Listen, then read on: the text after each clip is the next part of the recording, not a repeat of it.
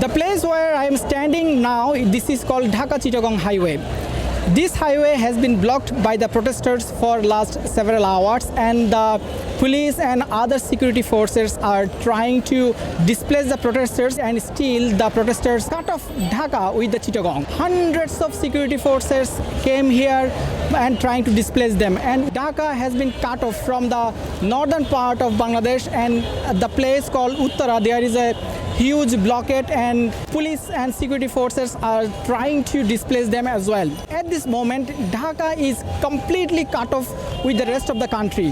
What we have seen since the morning, in several places there was a clash and violence. On Wednesday evening, the Prime Minister Sheikh Hasina addressed to the nation. She said this decision about the reforming quota should come up from the High Court or Supreme Court. The court should decide whether the quota should reform or not, and she urged the protesters to calm down and listen to the High Court. But the protesters said this demand should be executed by the executive authority of Bangladesh, especially the parliament.